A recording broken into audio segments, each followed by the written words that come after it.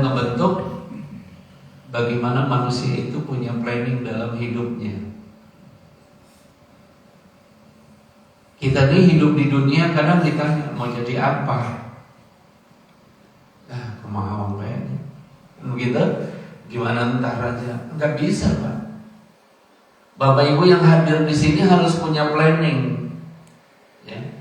Planningnya apa? Bahwa saya harus masuk surga.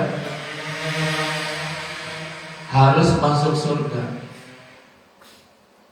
Karena sedikit-dikitnya kita masuk neraka tetap aja luar biasa. Sebagai contoh nih, kita hari ini ngumpul. Ada yang hari ini begitu bangun mengucapkan alhamdulillah gak ke Allah. Kita pakai baju, ancingin baju kita di sini. Coba bayangin orang yang lagi stroke, suruh ngancingin baju, dia belokin tangannya, mampu gak? Gak mampu. Kita yang diberi sehat setiap hari sama Allah sampai lupa mengatakan, ya Allah terima kasih Engkau hadirkan usiaku sampai pagi hari ini sehat, terima kasih jantungku, Engkau telah bekerja memompa darah sehingga diberi kelancaran, terima kasih paru-paru. Itu kita lupa. Padahal orang stroke, saya pernah ketemu ini di Geger Kalongwetan. Dia itu bukan mantan dokter ya, masih dokter, cuman udah stroke. Itu tangannya aja buat diangkat aja gak bisa. Saya bilang Pak dokter, kita sholat dulu. Aduh Ustaz, tangan ini udah gak bisa. Buat begini aja Allah, gak bisa. Jadi dalam kehidupan saya, akhirnya saya mengatakan bahwa Quran kita ini sumbernya segala kehidupan. Apa yang mau dicari di Al-Quran ada semua. Ada silsilah, mungkin kita di Bandung ya, kalau waktu saya di Padang, ada orang Padang bilang, Ustaz, di Quran ada tentang warisan. Ada. Kenapa? Orang Padang kalau ngasih warisan yang lebih banyak yang perempuan ya. Iya. Salah tuh. Yang benar adalah di Al-Qurannya. Siapa yang menentang Al-Quran, maka Rasulullah mengatakan itu bukan umatku. Begitu Al-Quran hebatnya. Bapak Ibu yang dirahmati Allah Subhanahu wa Ta'ala, sebelum kita melanjutkan dengan materi Quran tentang kesehatan, saya ingin ngajak Bapak Ibu relax dulu sedikit. Coba tangannya ke atasin. Tangannya diginikan, ya, jari telunjuknya dilipat, kemudian jari jempolnya mengikat di sini. Ya, oke. Sudah. Kalau pagi ini kita hitung selama 10. 1, 2, 3, 4, 5, 6, 7, 8, 9, 10. Ada yang kaku? Ada yang merasa kaku? Ada Pak? Itu ciri-ciri akan kena stroke. Jadi sesungguhnya nih, kalau kita bangun pagi, cek dulu Pak, Bu, kita kira-kira begini lancar nggak? Ya, karena penyakit stroke itu nanti begini nih. Ya, jadi gini tuh. Ya. Lalu bagaimana ceritanya supaya lancar? Pertama,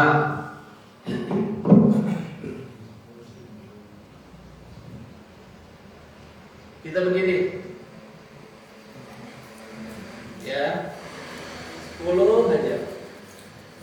Ya, ini digabung. Kiri sama kanan digabung. Ya, supaya jantung kita memompa darah kita itu dengan baik. Kemudian ini. Ya. Untuk peredaran darah kita supaya lancar, ini diurut. Ya.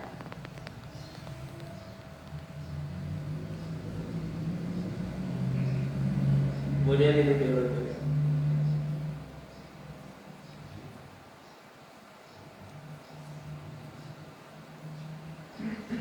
Baik. Alhamdulillah. Kalau waktunya kira-kira berapa lama Ustaz? 5 menit. 5 menit. 2 menit sampai 5 menit minimal darah kita itu sudah mengalir. Ya. Jadi bapak-bapak kalau bangun tidur gini, gitu ya, kaku gitu. Jangan dipaksain. Pertama pencet dulu nih jari tengah kita, pencet, kemudian diamin aja pencet, kencang, kurang lebih 1 menit. Nanti pindah yang kanan, ya, supaya darah itu teralir ke seluruh tangan. Gitu ya. Nanti saya ajarin gimana menangani sakit lutut. Ada sakit lututnya enggak?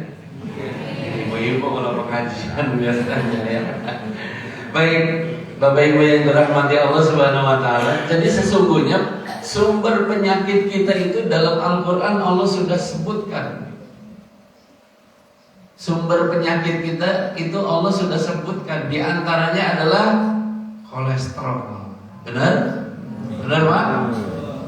Sumber penyakit awal kita yang menyebabkan aliran darah kita itu banyak plaknya, kemudian napas kita itu gara-gara kolesterol. Benar? Lalu bagaimana cintanya Allah kepada kita sebagai makhluk di dunia supaya sehat? Allah menghadirkan ayat yang sederhana ya. Surat At-Tin, Watini Wazaitun. Jadi obat kolesterol yang pertama adalah buah tin dan buah zaitun. Silakan aja makan warung Padang tiap hari. Yang penting buah tin atau zaitunnya juga dikonsumsi, Pak. Ya. Alhamdulillah saya ini susah kurus. Tapi kalau tiap minggu saya ngecek kolesterol ya, asam urat segala macam, alhamdulillah masih di bawah normal, masih standar. Paling kalau saya yang kurang sama lah kayak pakai kurang tidur aja ya. Jadi sebenarnya tubuh kita ini Allah sudah hadirkan sistematis sama kayak dunia ini. Bapak Ibu gak usah sholat, gak usah ngaji, gak usah puasa, rezeki juga Allah kasih. Jadi ibadah kita nggak ada hubungan dengan alam semesta. Makanya jangan ada yang pernah mengatakan, Ustaz, tetangga saya nggak pernah sholat tapi kaya banget. Nggak ada hubungannya. Ibadah-ibadah kita itu bukan ada urusannya dengan dunia. Dunia ini Allah sudah ciptakan, mau yang dia ibadahnya hebat, mau dia yang nggak ibadah, Allah kasih rezekinya sama-sama. Cuman pertanggungjawabannya aja nanti di sana. Di mana? Di yaumil mahsyar. Kalau yang ibadah ketika di yaumil mahsyar keringatnya cuma sebetis, sedengkul, ya semata kaki. Tapi kalau yang nggak ibadah dia udah kelelep sampai di leher-lehernya. Kenapa bisa kelelep? Karena air keringatnya yang mengucur karena matahari kita, panasnya matahari kita hanya sejengkal dari kepala kita. Sekarang matahari kita masih jutaan kilometer aja kita udah teriak panas 34 Bandung. Benar nggak? Kalau udah jam segini puasa nggak panas gitu. Gimana di padang mahsyar? Nah, salah satu yang membuat Allah sayang kepada kita, lihat nih akhir zaman, kemudian lihat juga tanda-tandanya Dajjal. Allah mengatakan orang-orang yang bakal bertahan melawan Dajjal adalah orang-orang yang kuat dalam zikirnya. Zikir itu apa? Baca Quran, Pak. Orang-orang yang membaca Qurannya dengan tartil, dengan istiqomah, maka insya Allah dia bisa menahan godaan dunia. Baru kemarin saya acara di Cimahi, ada orang mengatakan, Ustaz, kira-kira Allah terima taubat saya enggak? Oh, Allah itu menerima taubat sampai kita sakaratul maut, Pak. Karena kita saat ini episodenya, saya hari ini masih jadi Ustaz, Pak. Ini saya Herman masih jadi pengurus Kiai. Nah, kalau udah Allah rubah, bisa saja, bisa. Apa yang dirubahnya? Saya tanya, apa yang membuat Bapak merasa bahwa taubat Bapak tidak udah terlambat atau bang? Ini Ustaz, saya dulu di tahun 2012 itu terima uang penggusuran tanah warga. Keuntungan saya kurang lebih 2,5 miliar tahun 2012. Kira-kira saya harus gimana ya Ustaz? Ini ya gimana? Duitnya udah diterima, udah. Tahun 2012 emas berapa segramnya? Kalau sekarang emas harga segramnya berapa Bu emas segram? Biasanya ibu-ibu lebih paham itu. Soalnya saudara kembarnya. Emas sekarang 1 gram berapa Bu? 13.000 ya? 1.300.000 ya? 1.300.000. Kalau dia di tahun 2012 emasnya masih 80.000, nah, berarti kalau gitu ditambahin aja dengan emas yang sekarang 130.000. Hutang demikian. Hutang demikian. Ibu punya hutang sama orang emas. Di kala itu 5 gram, ya, misalnya 20 tahun lalu 5 gram, 1 gramnya masih 50.000. Tapi ibu mau bayarnya sekarang, bayar emasnya bayar sekarang yang 130.000. Baik, saya lanjutkan bahwa orang ini akhirnya meminta, saya ingin membalikinnya bagaimana Ustaz? Balikin aja, bisa ke masjid, bisa ke panti asuhan, bisa ke orang-orang lansia segala macam. Bapak sakit apa? Saya ini sakitnya belum ditemukan oleh dokter obatnya. Coba bayangin kalau sakit nggak ditemuin obatnya, pusing nggak Pak? Sakitnya nggak jelas, jadi tiba-tiba bisa aja dia pingsan, bisa aja dia tiba-tiba tensinya 60. Secara normal hari ini normal, nanti 2 jam kemudian dia mulai keringetan palanya. Keringatan palanya, saya bilang jantung bukan, diabetes bukan. Tapi nggak ketemu Ustaz, obatnya saya udah ke Jakarta. Ya sudah, banyak baca Al-Quran aja saya. Saya lanjutkan bahwa kolesterol itu adalah sumber penyakit awal kita sebelum menjadi darah tinggi, sebelum menjadi diabetes, sebelum menjadi jantung. Jadi ibu-ibu kalau misalnya makan makanan yang mengandung kolesterol tinggi, maka siapkan dulu buah tinnya. Minum zaitun. Kalau buah tin nggak ada, minum zaitun. Zaitun yang warnanya kuning. Karena saya pun juga melakukan gitu. Saya kalau sama istri mau habis pulang acara makan padang yuk. Tapi kita minum dulu zaitun. Karena mencegah lebih bagus daripada mengobati. Kalau kedua-duanya susah dicari, ada persamaan buah tin apa? Ada 5. Gampang kan? Makan aja tiap hari buah ada 5. Insya Allah kolesterol jahat kita itu hancur. Ya. Jadi Bapak Ibu yang dirahmati Allah Subhanahu Wa Taala, bukan berarti saya menentang obat-obat dokter, enggak. Tetap ikhtiar kita harus maksimal. Sama Rasulullah mengajarkan kalau kita batuk juga minum obat. Tapi obatnya coba dicek, ada gak yang gak pakai alkohol? Kalau masih ada, minum dulu, jangan yang pakai alkohol. Jadi ikhtiar kita harus memilih dulu, ya, halalan thayyiban, baru kalau nggak ada boleh sedikit saja. Bapak Ibu yang dirahmati Allah Subhanahu wa taala. Nah, kemudian kolesterol itu kalau dia terus-terusan di dalam tubuh kita, dia akan terus menekan apa? Menekan aliran-aliran darah kita dalam bentuk sampah.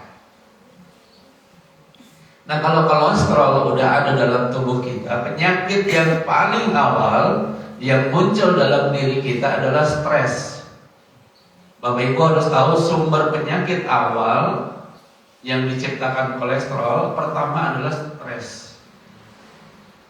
Nah, stres ini menimbulkan tekanan-tekanan. Tekanan ketidakyakinan kepada Allah, tekanan kepada ketidakyakinan bahwa takdir itu Allah sudah tentukan. Sehingga kenapa Bapak Ibu kena sakit jantung? Karena perasaan was-was, tidak yakin bahwa Allah itu akan menyelamatkan anak kita, tidak yakin bahwa peristiwa yang sedang kita hadapin itu sudah ada jalan keluarnya dari Allah. Sehingga penyakit stres ini munculnya adalah penyakit pertama darah tinggi, yang kedua ibu-ibu pasti sakit lambung, sakit GERD, benar enggak? Karena kenapa? Karena pikirannya dibawa terus untuk kita tidak berpasrah kepada Allah Subhanahu wa taala. Maka dalam kehidupan kita, coba dibuka Al-Baqarah ayat 74, itu diantaranya adalah obat orang sakit jantung. Ya. Jadi ketika orang sudah naik ke darah tinggi, salah satu penyebab darah tinggi itu kan tidak lancarnya peredaran darah dan pengentalan darahnya. Ini yang repot nih. Kemarin juga sama, saya di Cimahi. Jadi dia itu TNI, tapi kalau tiap pagi gini sampai jam 10 tuh tangannya kebas. Saya tanya kalau udah periksa ke dokter, apa penyakitnya? Pengentalan darah. Jadi tiap hari harus konsumsi pengencer darah. Di antaranya yang menyebabkan darah tinggi, barangkali kalau di sini ada yang sakit darah tinggi, pasti temannya amlodipin. Surat amlodipin ayat 10. Ya. Jadi kalau orang yang sakit lambung, biasanya pikiran dia itu udah kebawa-bawa kemana-mana. Was-was dia udah kebawa kemana-mana sampai lupa Allah. Karena rukun iman kita kan ada qada dan qadar, ya, takdir baik, takdir buruk, diterimanya dengan ikhlas kan. Nah kita tetap tidak mau tuh ada qada dan qadarnya, sehingga was-was, akhirnya lambung kita udah sakit lambung, makannya kalau buka puasa pakai seblak. Saya pada Ramadan di Bandung lucu banget. Buka puasa pakai apa? Seblak. Astagfirullahaladzim, kata saya. Lambungnya itu nanti, ya. Nah ini yang perlu Bapak Ibu sekalian ketahui. Kalau dalam Al-Quran untuk penyakit lambung ini sudah Allah jawab nih ya. Di antaranya adalah surat Al-An'am ayat 32. Ya. Surat Al-An'am ayat 32 dan surat Abasa ayat 24. Ya, boleh dicatat. Ibu-ibu pasti nyatet, hebat ini. Ya, penyakit lambung. Lalu obatnya apa, Ustaz? Jangan tanya obatnya, tanya Qur'annya dulu. Jadi surat Al-An'am ayat 32 dan surat Abasa ayat 24. Bagaimana nyembuhinnya? Baca Al-Fatihah 3 kali, 7 kali, pegang lambungnya, baca surat Al-An'am ayat 32, surat Abasa ayat 24. Ikhtiar dunianya apa? Orang yang sakit lambung itu obatnya cuma 2. Satu adalah zaitun, yang kedua adalah madu. Tapi madunya jangan madu yang botolan, madu yang masih ada sarangnya itu. Ya. ditetesin, kemudian gabung dengan zaitun, minum aja. Istri saya tuh mudanya kerjaannya sakit asam lambung. Begitu saya bilang minumnya ini, udah penyakit yang obat-obat mah yang lainnya sih udah hilang.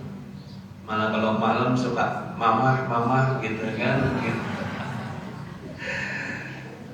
Jadi penyakit lambung ini sebenarnya penyakit yang paling sederhana dan dikuasai oleh setan. Jadi kalau bapak ibu sakit lambung, pasti dokter mengatakan jangan puasa dulu ya. Padahal obat lambung itu adalah berpuasa. Kemudian minumnya itu tadi zaitun sama madu. Bacain Qur'annya. Alhamdulillah ketika saya bertemu dan satu frame, satu tausiahan di Rumah Sakit Mayapada Bandung ini ada profesor namanya Profesor Doktor non Muslim ya, Lukas ya. Dia itu kalau ahli penyakit dalam tuh, kalau mendiagnosa orang sakit GERD itu sama dia dikasih alat dimasukin kan.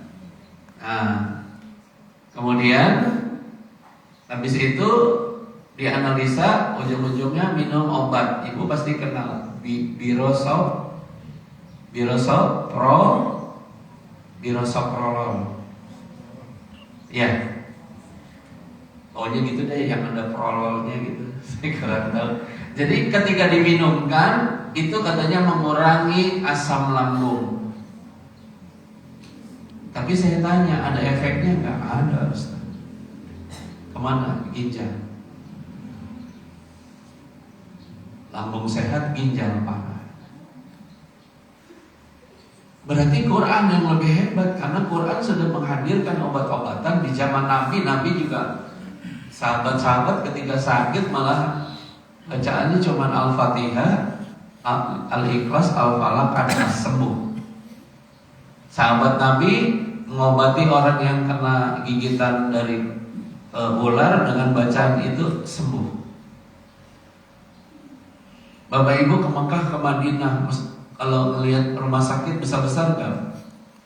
Ya, ada yang pernah nggak? Pernah masuk cek rumah sakit di Mekah ataupun di Madinah? Pasti luas-luas, besar-besar. Pertanyaannya, pasiennya kemana? Pasiennya dikit banget. Penuhan juga klinik kita di pinggir jalan. Klinik kita satu hari bisa 40-50 pasien. Di Mekah, di Madinah belum tentu. Ketika saya mendampingin wali kota Padang, Sahrul Ujud waktu di zamannya umroh, tiba-tiba sampai dia umroh di Mekah dia suaranya hilang. Minta untuk saya cariin rumah sakit buat terapi.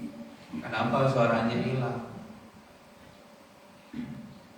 Akhirnya di bawah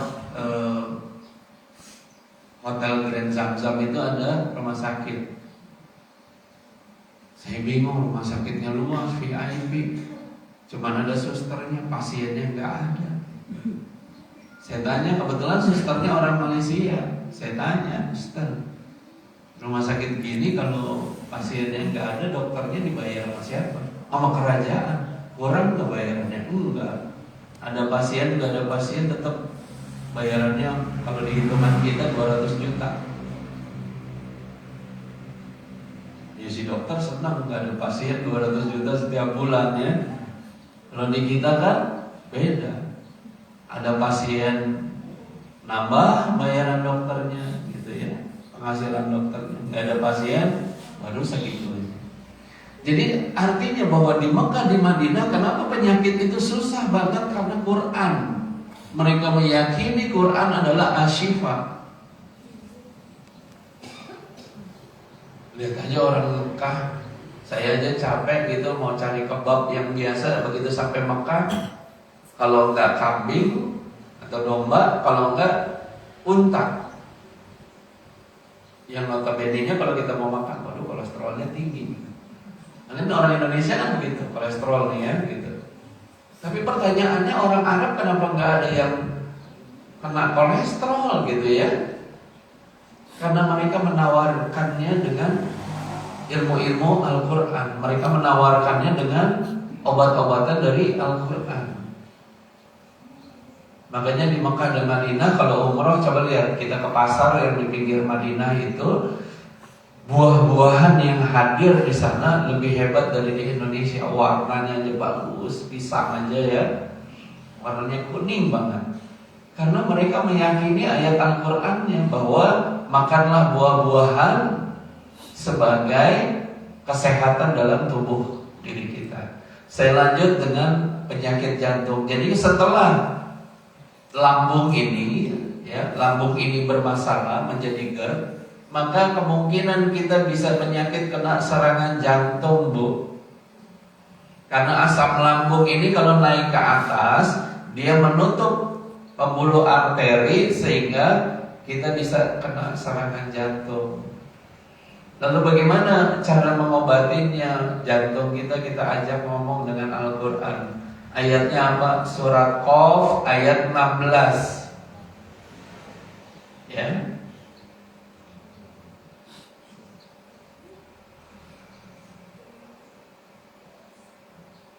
Kemudian surat Al-Baqarah yang tadi saya bilang ayat 74.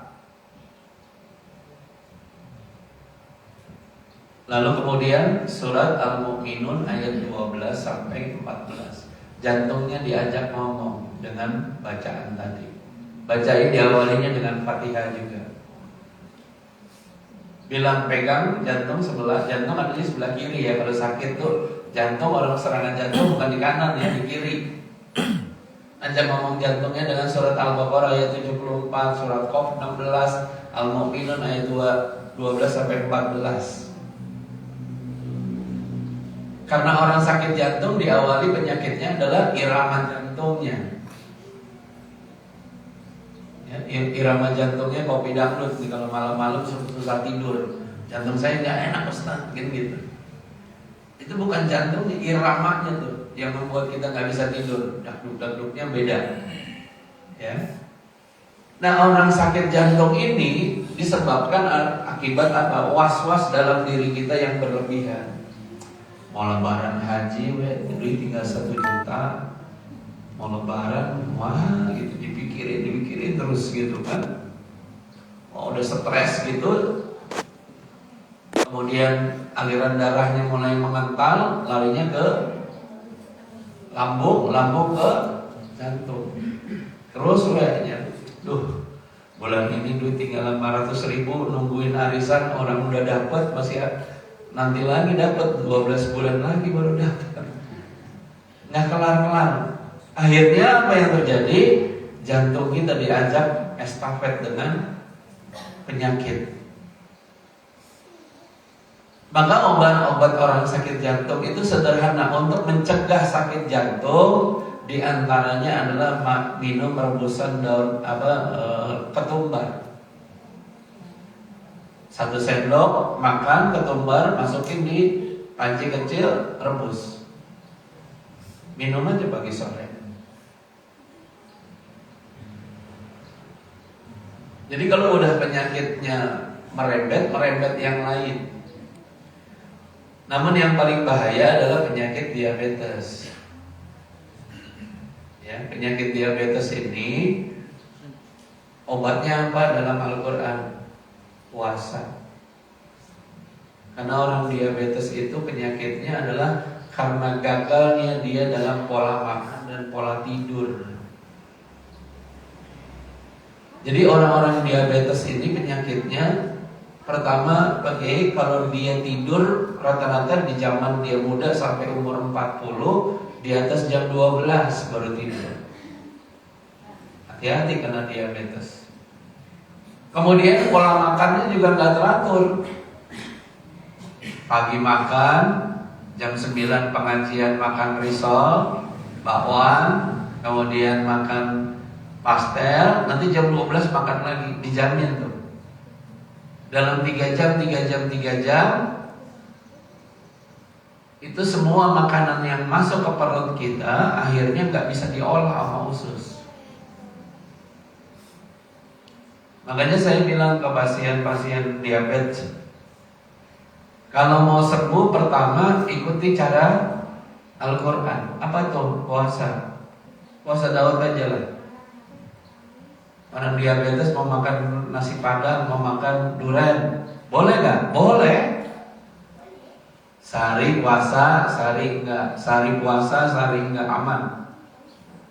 Karena orang penyakit diabetes, ususnya bersama pankreasnya baru bisa memecah makanan kita itu 6-7 jam. Beda sama kita yang sehat, 4 jam bebas.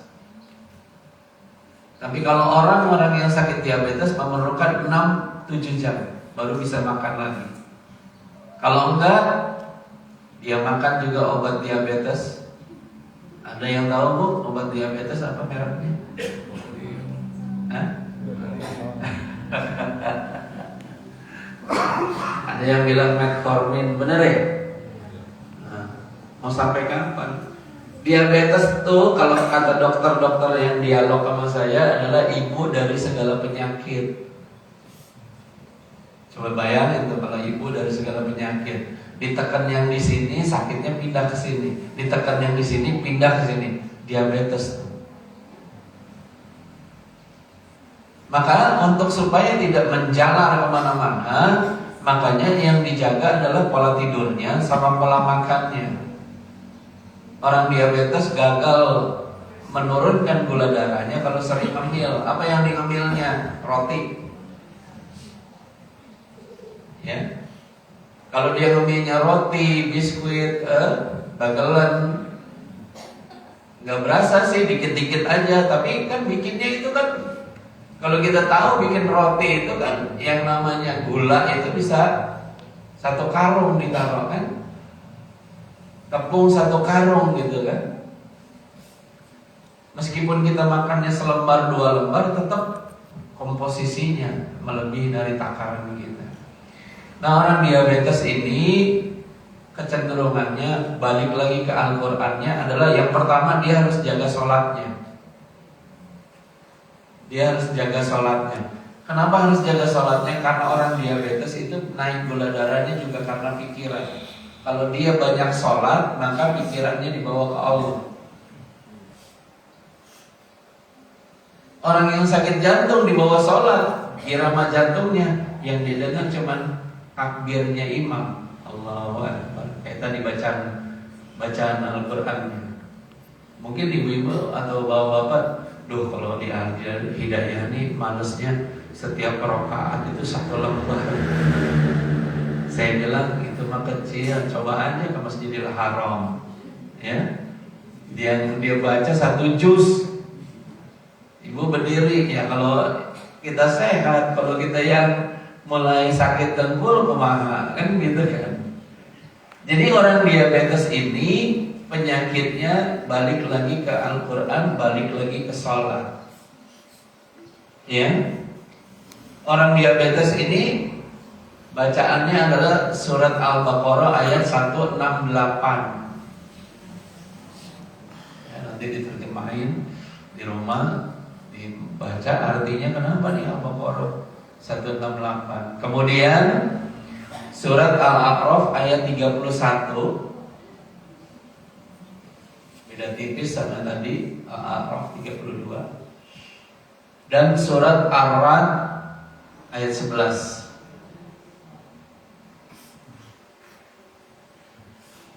Maka orang diabetes, 1, makan boleh tapi lewati dari 7 jam, aman dia gula darahnya. Kalau enggak, ibu makan metformin, ibu makan glukopak, pagi makan, habis itu makan nih jam 9, jam 12, cek aja gula darahnya, pasti naik lagi. Kenapa?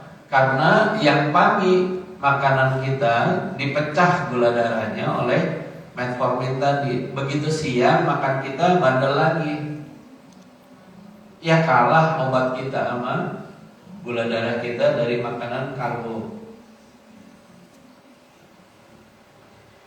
Lalu bagaimana cara ngobatinnya Quran? Pegang nih, pankreas namanya di perut sebelah kiri, samping lambung sebelah kiri, bacain tuh Al-Baqarah ayat 168 ya. Al-A'raf ayat 31 dan surat Ar-Ra'd ayat 12 ayat 11. Bacakan supaya gula darahnya normal. Yang paling gampang apa Ustaz? Sakit darah tinggi. Obatnya apa Ustaz? Bacalah surat Ar-Rahman tiap hari. Coba kalau ada yang darah tinggi di sini, saya tes. Sama istri saya bawa tensi gak? Bawa. Ya. Nanti kita bacain di surat Ar-Rahman. Berapa turunnya? Jadi nggak perlu pakai surat Amlodipin ayat 10, nggak perlu kan? Ya, bacaannya surat Ar-Rahman saja. Kalau mau lebih makannya, oh saya makannya enak Ustaz, baca lagi Asy-Syu'ara. Jadi malamnya mau tidur biar nggak ada serangan tekanan darah tinggi, baca Asy-Syu'ara. Karena yang kita minum itu cuma buat menekan sementara saja. Ketika kita makan nih obat ya, Amlodipin. Tiba-tiba siang ada tetangga kita, Bu, ada ikan asin dipedesin pakai sayur asem. Hilang tuh khasiatnya Amlodipin. Kenapa? Kalah sama ikan asin. Jam 2 cek tensi deh. Nah lo 200. Jadi yang kita butuhkan adalah senantiasa dalam keadaan keseimbangan dalam kehidupan kita. Ini semua analisa yang saya sampaikan sudah diuji kurang lebih 2010 sampai sekarang. Jadi kalau ada yang sakit gitu, saya cuma analisa, oh iya, terakhir kemarin mikirin apa. Karena penyakit itu sebelum jadi nggak langsung ujuk-ujuk masuk bek gitu. Ada bakat awal yang kita bentuk.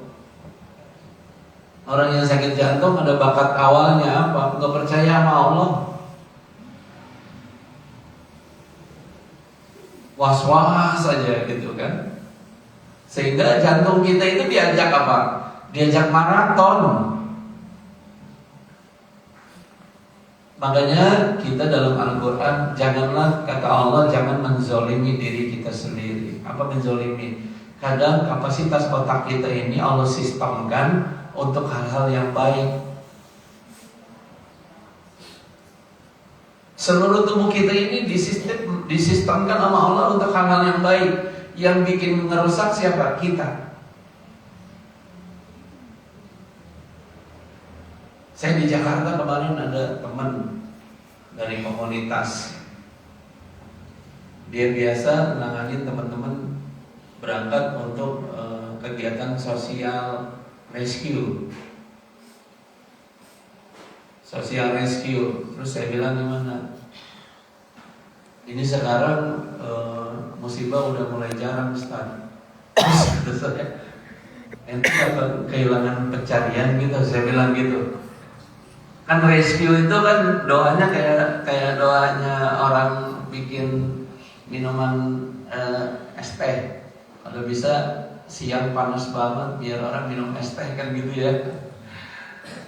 Jangan begitu. Jadi kalau Allah sudah menerangkan bahwa rezeki kita sudah Allah yang ngatur, sudah berbuat baik. Nah tiba-tiba kawan saya bilang gini, Ustaz, kita bikin acara yuk. Acara apa? Teknik penyelamatan dalam keselamatan kerja. Oh itu bagus. Kita mengajarkan ilmu kepada kebaikan orang.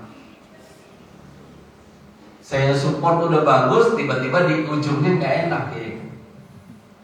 Kita minta CSR untuk mendanai acara itu. Lumayan CSR perusahaan gede-gede Ustaz.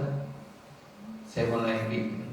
Terus ya udah, kita datang ke 10 sekolah, lalu kemudian nanti dananya kurang lebih Satu anak kita biayain 1 juta. Saya mulai mahal ya, 1 juta. 10 sekolah berapa? Satu sekolah minimal 10 orang lah Ustaz. Berarti kalau hitungan 10 sekolah berarti 100 orang. Terus ya udah Ustaz, kita minta CSR 100 juta. Kalau kita ngadain skalanya nasional Ustaz, alhamdulillah insya Allah 2-3 miliar bisa kita dapetin Ustaz. Enggak. Saya bilang enggak mau saya. Ente aja yang jalan. Karena kita nggak tahu musibahnya lagi dibalik itu apa. Jadi kalau kerja kita sudah menzolimin diri kita sendiri, nantinya Allah akan urus sendiri dengan urusan kita itu dengan yang nggak enak. Tubuh kita ini sistematis, Bu. Ya, tubuh ini sistematis.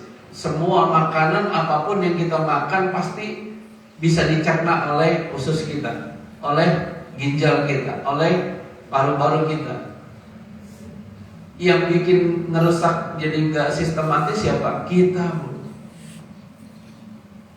Ya, gimana nggak darah tinggi tiap Senin sampai Jumat, atau Senin sampai Minggu, tiap hari kita makan ikan asin, ikan teri, ikan asin, ikan teri. Seminggu tensi di atas 200.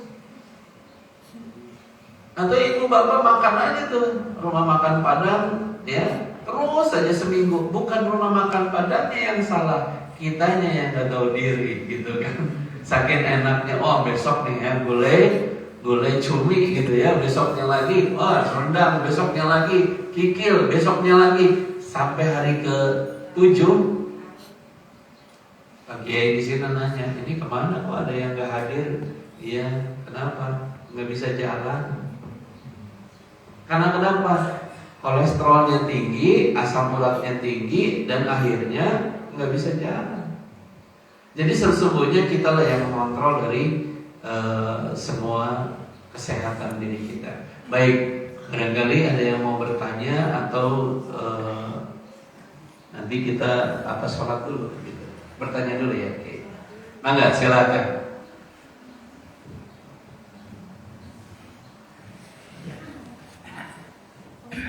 Mangga.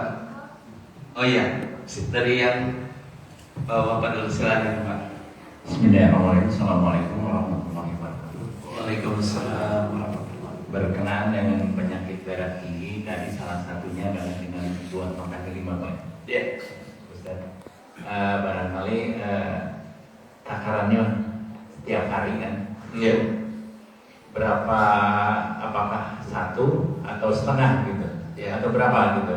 Ininya resep minimalnya untuk Jadi meringankan gitu. Ya, jadi kalau buah itu sebenarnya Bapak Ibu sekalian, kita mau makan buah itu mau takarannya berapa, sebenarnya tubuh kita itu gampang mengurainya, ya. Namun kalau yang lebih bagus adalah minimal kita makan buah tin atau zaitun atau delima tadi sehari itu 2 kali, pagi sama sore, ya, supaya yang pagi nanti tugasnya memfilter yang makanan siang, kemudian yang sore memfilter makan malam kita, ya, sehingga pagi kita tetap fresh. Yang kedua, Bapak Ibu mulai kurangin air putih setelah isya. Kalau tadi saya lihat sholat ada yang sakit flu, gitu ya, kebanyakan air sebelum tidur. Jangan coba-coba ngopi sesudah isya. Dijamin bangun subuh perut kembung. Karena kenapa? Karena kafeinnya nyangkut. Kecuali kita habis minum kopi, zaitun kita minum, nah, insya Allah aman. Jadi komposisi yang menetralisir tubuh kita harus juga diolah. Nah, kenapa kita harus jarang mulai minum air putih setelah isya? Karena kita nggak boleh kebanyakan air putih di waktu malam. Paru-paru kita yang berbahaya. Gitu. Kurang lebih gitu ya Pak. Ya baik Pak, silakan ada yang lain. Baik. Waalaikumsalam warahmatullahi wabarakatuh. Ustaz, saya mau tanya, benarkah kalau Isa makan nasi putih itu bisa mengakibatkan diabetes? Oh, iya. Jadi pertanyaannya tadi, kalau habis Isya kita makan nasi, Ya. apakah menyebabkan diabetes? Betul. Baik. Pertanyaannya bagus. Jadi kalau kita makan karbohidrat setelah lewat jam 6 sore, ketika kita tidur, usus kita ini masih bekerja.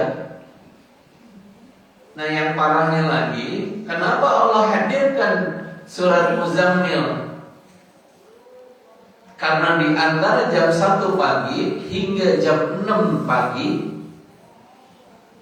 dalam analisa dokter itu, di dalam tubuh kita itu sedang menghasilkan energi buruk atau kortisol, yang menyebabkan orang bisa sakit asam lambung, bisa sakit diabetes, bisa sakit jantung.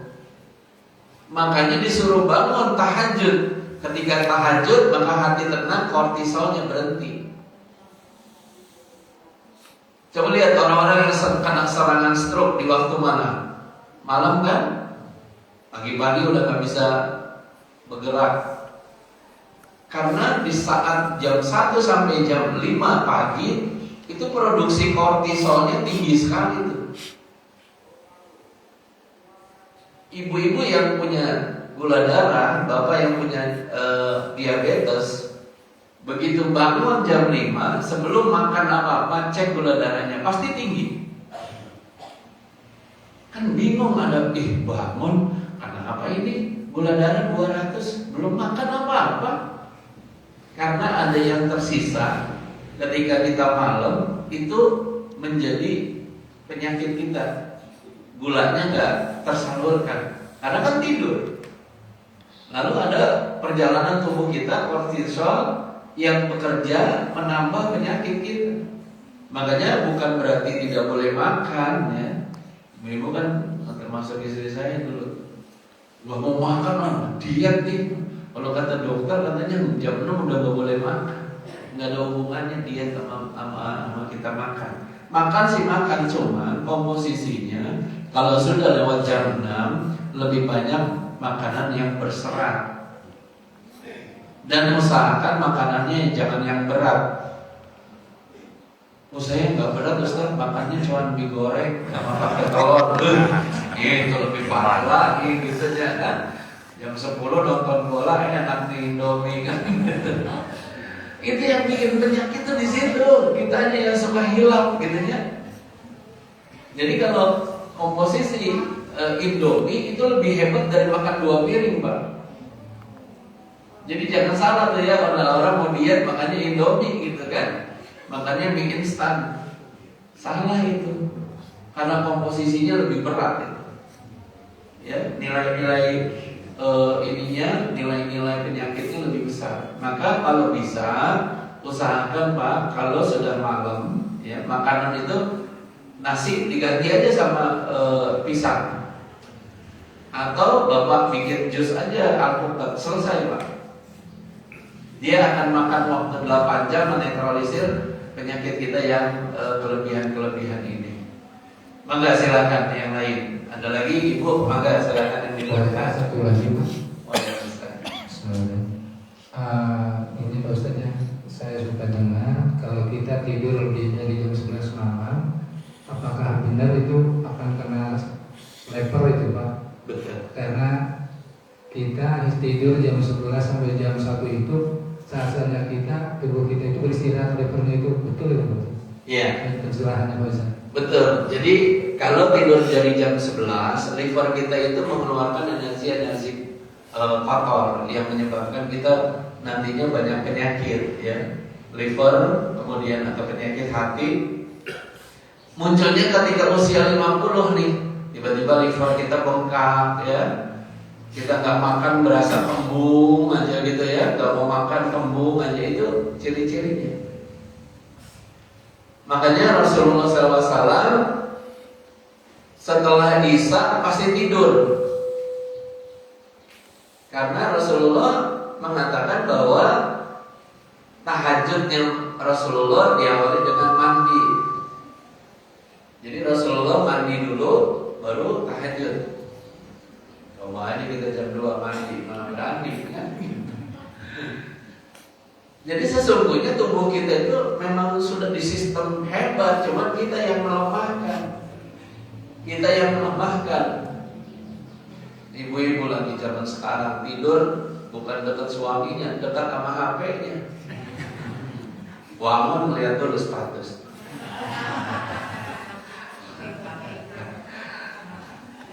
Padahal kalau kita tidur di bawah bantal kita ada handphone kita, radiasinya ini bikin kanker otak.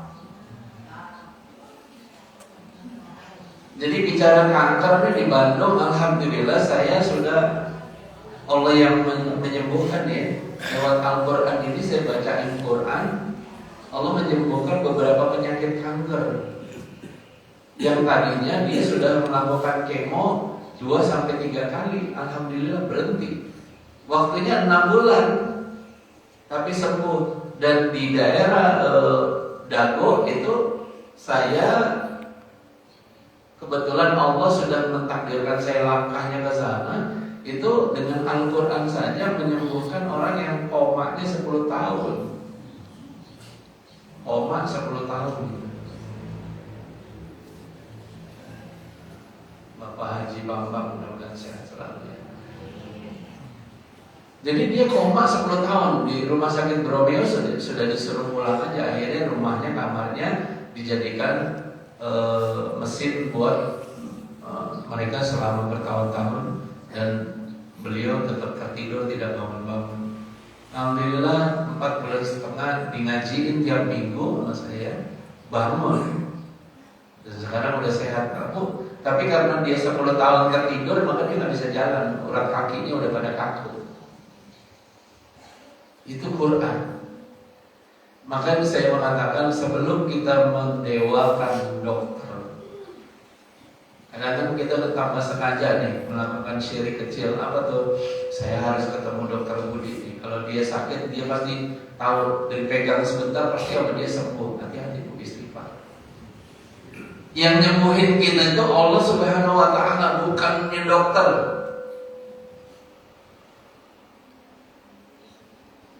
Ada tetangga dari teman istri saya, dia pengusaha tempe, sakit kanker serviks.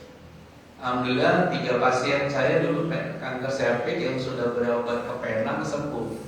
Nah ini dia kena kanker serviks. 1 bulan saya terapi, alhamdulillah dia nggak, kalau buang air besar, buang air kecil nggak keluar darah lagi. Biasanya kalau kanker serviks isinya darah. Tetapi tiba-tiba anaknya, kebetulan anaknya kerjanya di Jakarta di perusahaan-perusahaan yang besar, ngajak ibunya untuk berobat secara medis di Kuala Lumpur. Pulang dari sana katanya harus dipanasin pakai laser. Sebulan tiap hari di laser. Nah, kemudian bulan November dinyatakan kankernya hilang. Udah seneng kan? Ibunya seneng. Tiba-tiba di Januari kankernya udah stadium 4. Kata saya, bagaimana itu ceritanya? Ke dokter bilang hilang, atau Januari udah stadium 4. Bulan Februari kakinya bengkak. Sama kaki saya gedean kakinya. Padahal orangnya kecil, berat badannya paling 50-an. Akhirnya saya bilang, ini penyakit kanker nih, Kiai ya, bapak-bapak sekalian. Saya ngobatin penyakit kanker nih ya. Kanker itu kalau lagi bekerja bunyi kayak jangkrik. Gitu. Tapi kalau dibacain Al-Baqarah berhenti dia. Itu luar biasanya tuh penyakit kanker, sampai saya mengatakan penyakit kanker ini setan kayaknya. Kalau dibacain Quran dia berhenti. Nah, penyakit kanker ini bisa tiba-tiba, penyakit kanker kita punya semua di dalam tubuh. Tapi siapa yang menghidupkannya adalah pola makan kita. Ya, pola makan kita yang membuat penyakit kanker itu muncul. Hidup gitu ya, bukan muncul, hidup. Maka kita harus menjaga dengan sebaik-baiknya. Maka silakan ibu tadi yang bertanya. Ya. Waalaikumsalam warahmatullahi wabarakatuh.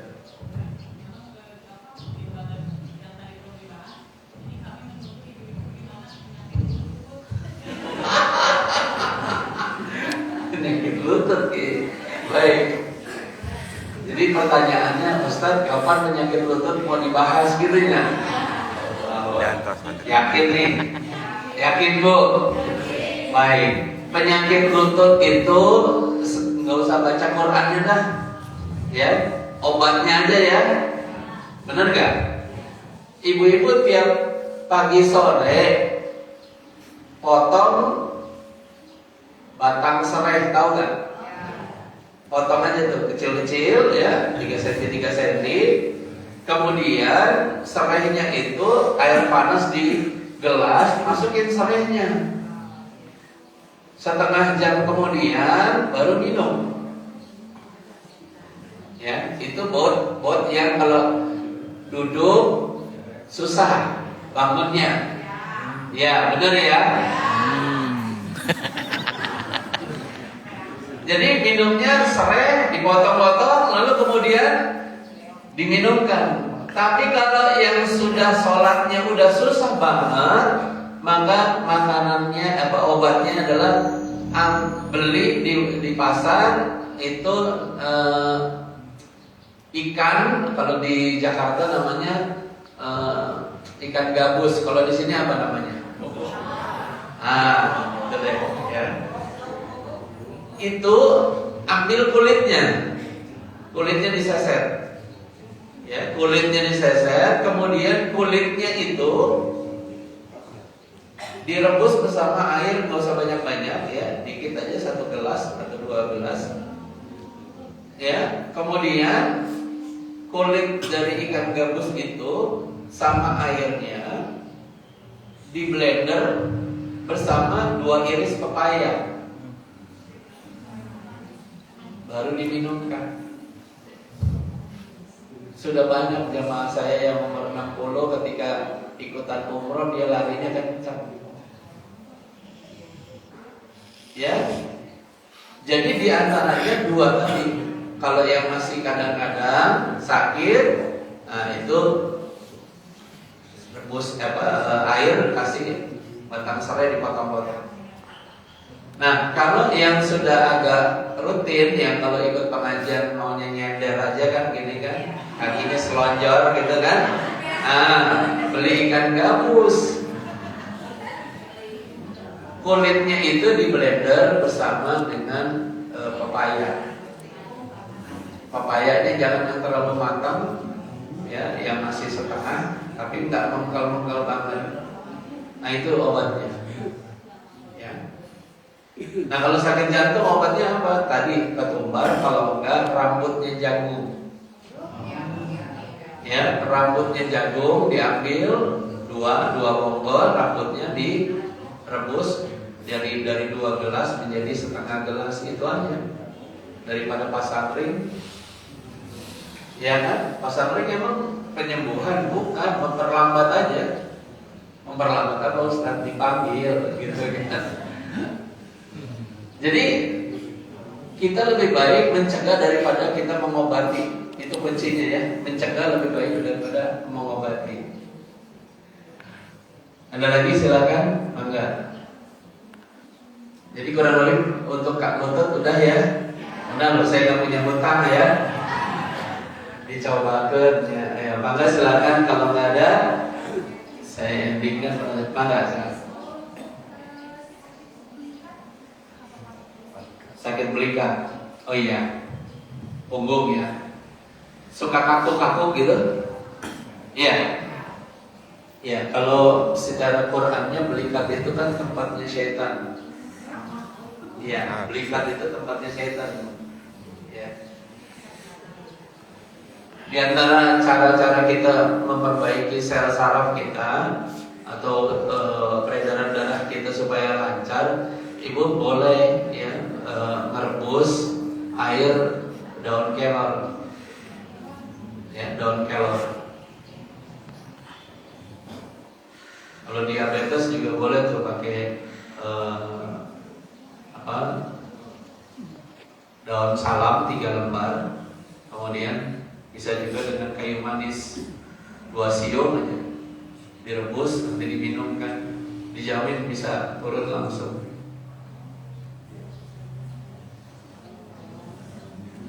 Jadi daun salam 3 lembar. Nah, untuk orang-orang yang memperlancar peredaran darahnya, diantaranya adalah konsumsi dari daun kelor direbus diminumkan, itu diantaranya.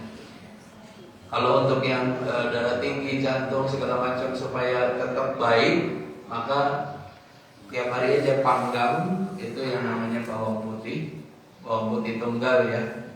Itu dipanggang aja, nanti dimakan, dibakar gitu ya. Itu dimakan. Kalau mau nggak mau yang rumit ya udah ke toko herbal, cari aja black garlic, udah selesai. Gitu. Jadi kalau belikat itu termasuk penyakit yang beresikonya kalau melanjutnya kan saraf kejepit nanti. Ya, saraf kejepit. Silakan kalau sudah tidak ada, maka mudah-mudahan insya Allah untuk pelajaran materi tentang kesehatan bersama Al-Quran, kalau nanti ada waktu di hari kapan, di bulan apa, kita bikin pelatihannya. Jadi saat ini saya ajarkan ayat Qurannya, kemudian nanti ada pelatihannya, bagaimana menurunkan jantung supaya irama jantungnya itu sehat terus, lalu bagaimana menurunkan gula darah gitu ya, supaya tidak mengkonsumsi dengan obat-obatan yang kimiawi ya, karena obat kimiawi diantaranya adalah obat-obatan yang nantinya bisa merusak sel-sel tubuh kita yang lain.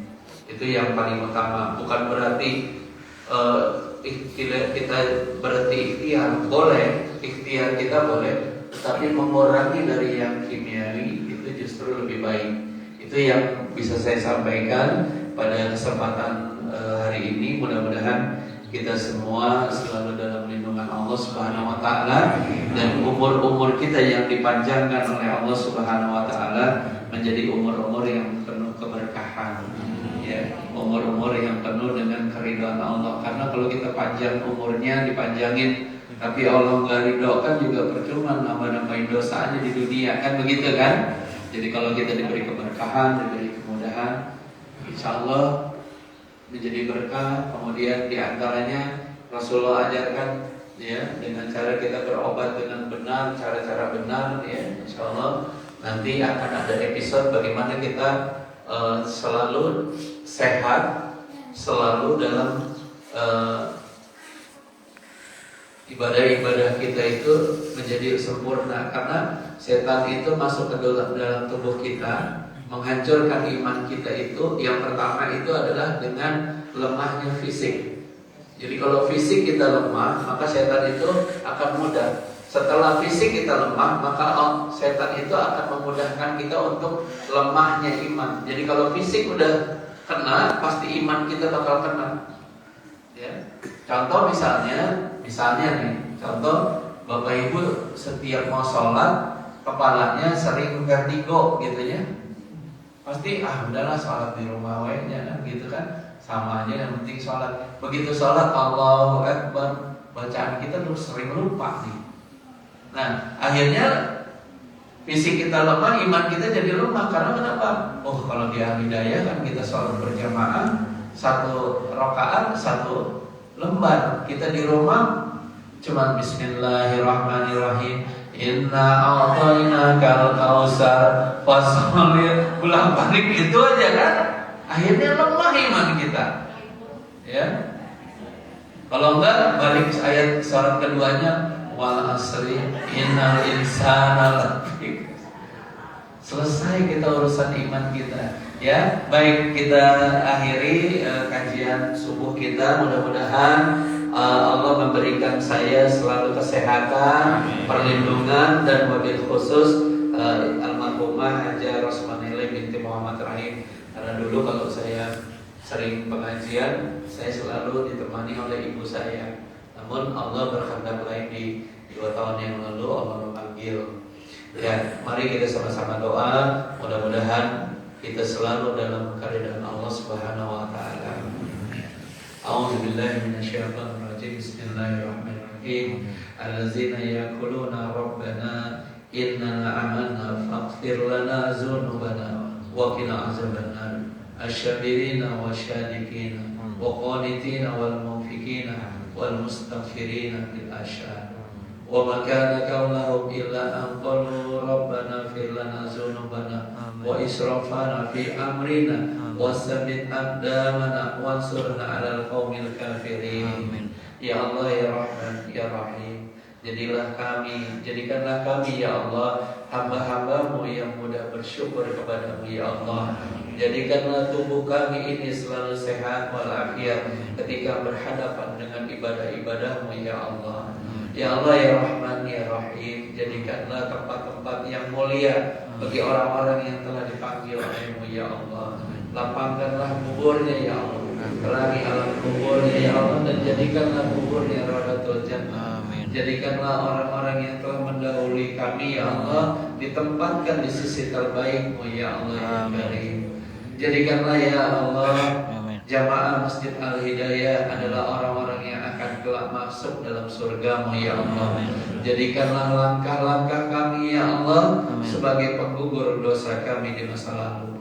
Jadikanlah ikhtiar kami memakmurkan masjid kami ini menjadi jalan menuju surga-Mu kelak ya Allah ya Karim. Dan wafatkan kami dalam keadaan husnul khatimah ya Allah, keadaan mulia di sisi-Mu ya Allah. Jauhilah dari kehinaan-kehinaan dunia atau cobaan-cobaan yang kami tidak sanggup untuk melewatinya. Rabbana atina fid dunya hasanah wa fil akhirati hasanah wa qina azabannar walhamdulillahi rabbil alamin. Amin ya rabbal alamin. Terima kasih. Assalamualaikum warahmatullahi wabarakatuh.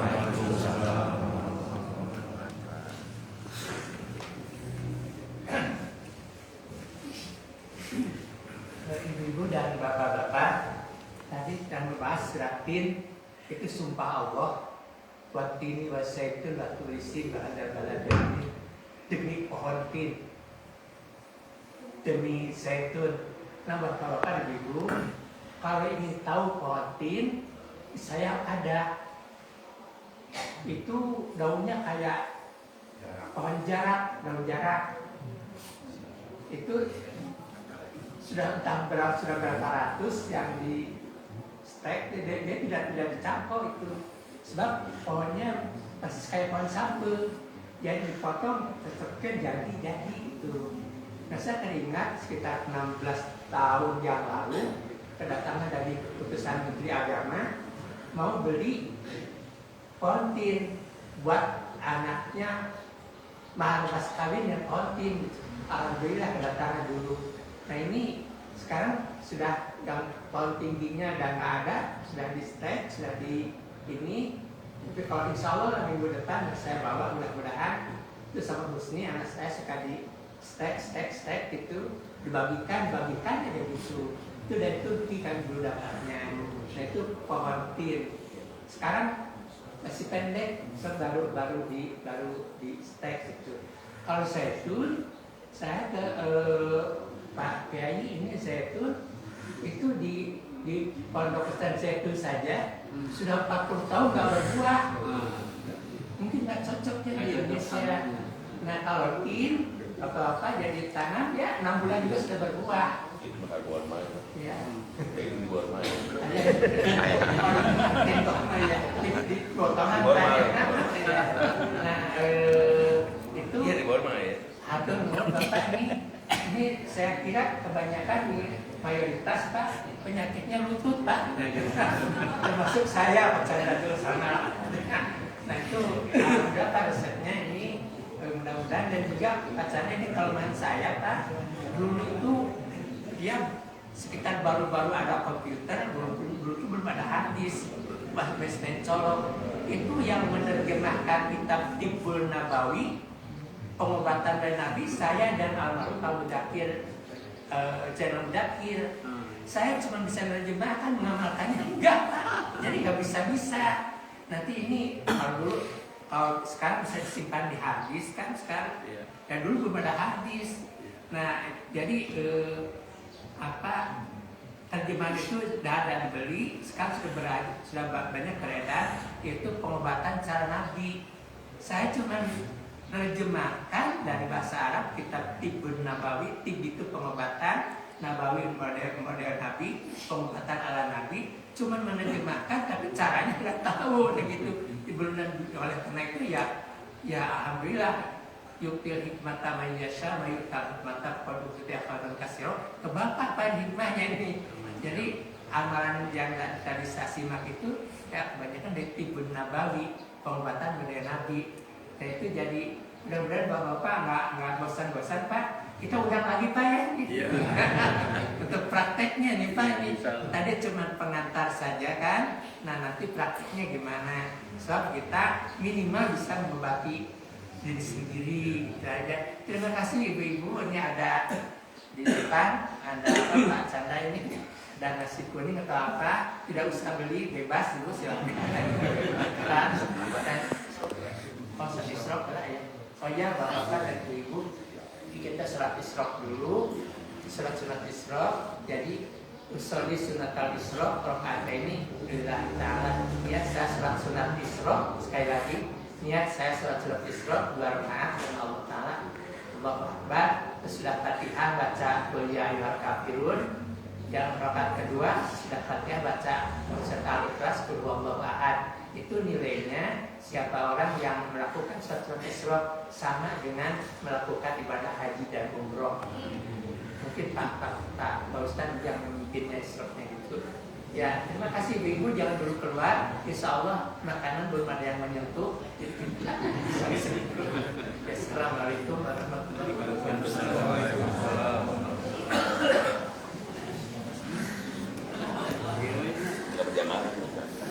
Oh iya, ibu-ibu, bapak-bapak ini tidak menemukan dari ini diperjamaahkan. Jadi masing-masing aja mukarin aja supaya tidak berlomba sholatnya, kita bareng aja gitu. Tapi niatnya munfarid tidak berjamaah. Jadi niat saya sholat sunat isra 2 rakaat karena